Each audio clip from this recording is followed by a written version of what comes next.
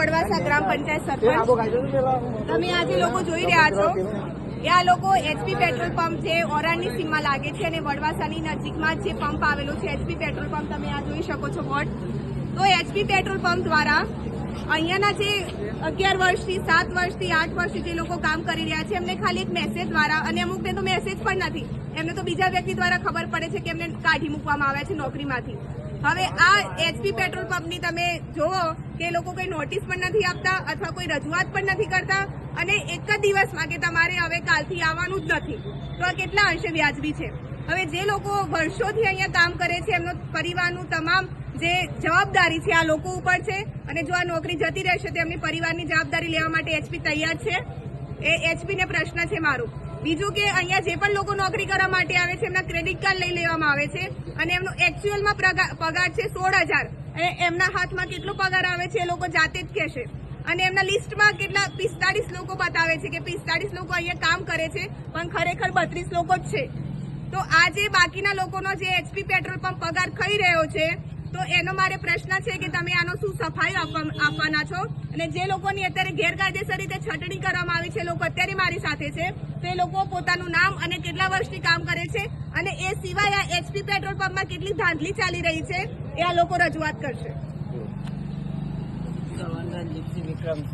ગામ નવા સિંબોલિયા 9,300 પગાર. ઓમ વધારે છે પણ એટલો જ પગાર આલીશ. અને આ જે ભાઈ છે એમને 2 દિવસ પહેલા કેબિનમાં બોલાવવામાં આવ્યા. 8 કલાક હતી અને 12 કલાક. અને જે 8 કલાકની નોકરી એચપી પેટ્રોલ પંપ કહે છે કે અમે 8 કલાકની નોકરી રાખીએ છીએ, એમને પૂછવામાં આવ્યું કે તમે 12 કલાક કરશો, તેમને 12 કલાકની હા પાડી. ખરેખરમાં એમનો ઈરાદો એવો હતો કે 12 કલાક સાંભળીને આ ભાઈ જાતે જ જતો રહેશે, પણ એમની પરિવારની જે જવાબદારી છે એના કારણસર ભાઈ 12 કલાક નોકરી કરવા માટે પણ તૈયાર થયો. તો આજે એમને સુબહ સે નહીં આને કા, સવારથી તમે ના આવતા.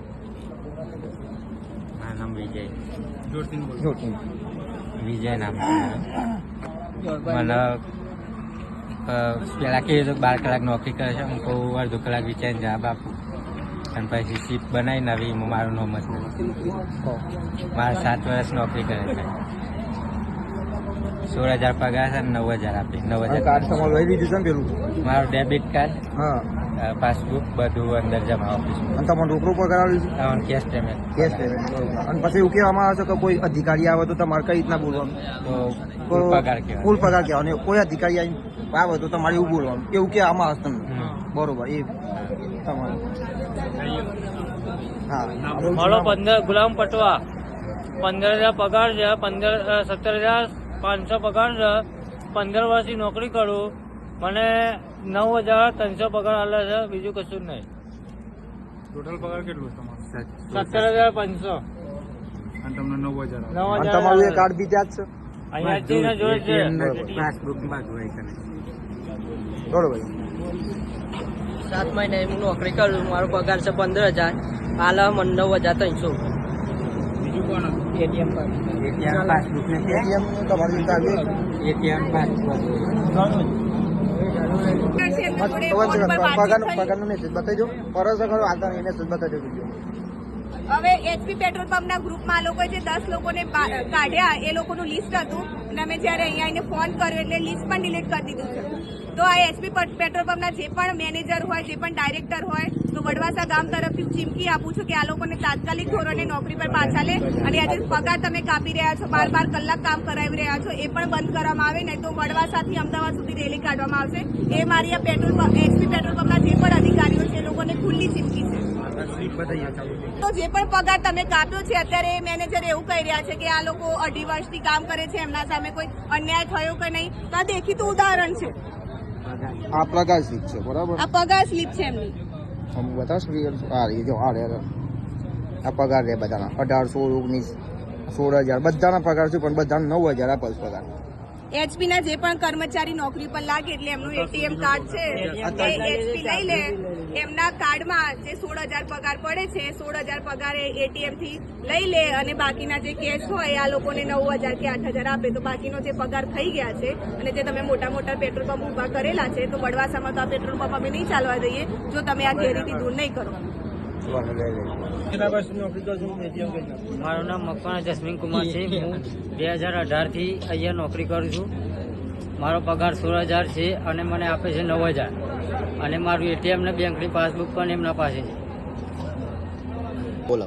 મારું નામ ડાભી બળવંતસિંહ અમૃતસિંહ અને હું અહીંયા 3 વર્ષથી નોકરી કરું છું અને 17,700 પગાર છે મારો, પણ 9,300 પગાર આપે છે.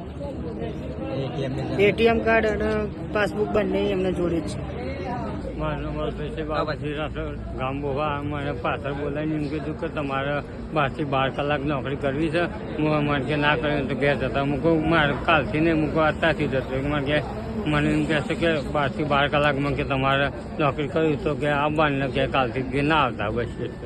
કોઈ નોટિસ તમને ના ના મને કઈ પગાર તમારો 9,000 9,300 આમ કોઈ અધિકારી આવે તો તમને એવું કહેવામાં આવે કે ભાઈ 12,000 કહ્યું કેટલું બોલવાનું 17,000 બોલવાનું.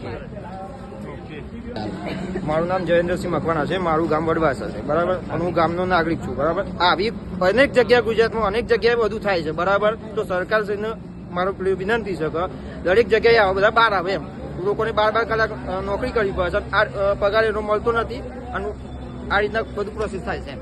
તો આ રીતના બધું થઈ શકે એમ.